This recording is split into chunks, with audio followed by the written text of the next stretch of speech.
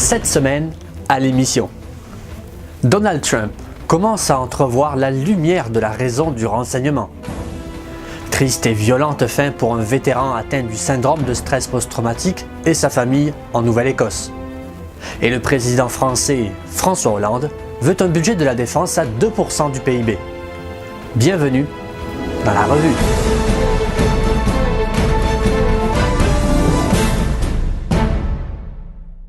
Le bras de fer opposant le président élu Donald Trump au service de renseignement américain a continué cette semaine.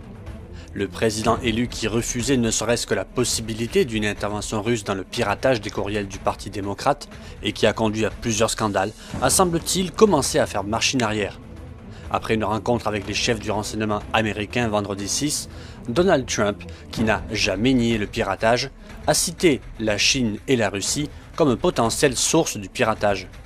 Il a cependant nié que celui-ci ait pu avoir eu une quelconque influence sur le fait qu'il a remporté l'élection. Il n'y a eu absolument aucun impact sur le résultat de l'élection, a-t-il dit, semblant en outre reprocher aux démocrates les vulnérabilités de leurs systèmes informatiques. Le leader nord-coréen Kim Jong-un a affirmé dans son discours de Nouvel An que la Corée du Nord en était aux dernières étapes avant le test d'un missile balistique intercontinental. Lors d'un point de presse, le porte-parole du Pentagone, Peter Cook, s'est dit confiant dans la défense antimissile nord-américaine et dans la défense des alliés et du territoire national, tout en demandant à la Corée du Nord de s'abstenir d'actions provocantes. Un jeune Canadien parti combattre le groupe État islamique en Syrie est décédé peu avant Noël. Nazareno Tassone, 23 ans, avait rejoint les unités de protection du peuple YPG en juin 2016. Il est mort au combat le 21 décembre près de Raqqa, aux côtés d'un Britannique de 20 ans et de plusieurs autres combattants kurdes. Son corps est toujours entre les mains de l'EI et sa famille tente de l'obtenir pour l'enterrer avec dignité et honneur. Horrible histoire en Nouvelle-Écosse alors qu'un jeune vétéran de 33 ans s'est donné la mort, non sans avoir emporté avec lui sa femme, sa fille et sa mère. Lionel Desmond, ancien membre du 2e bataillon du Royal Canadian Regiment, a quitté l'armée en 2015 après avoir passé plusieurs années de service et un déploiement en Afghanistan en 2007. C'est ce déploiement qui lui aurait provoqué un syndrome de stress post-traumatique, mais en quittant l'armée, n'a pu obtenir l'aide nécessaire malgré des demandes répétées. Pour la militante engagée et blogueuse sur 45nord.ca Jenny Mignot, elle estime que ce n'est non pas le SSPT qui a tué, mais plutôt la dégradation de cet état et l'absence des services et l'abandon et la colère et la solitude et l'isolement. Ottawa a annoncé trop peu trop tard qu'il paierait au moins les funérailles des 4 personnes.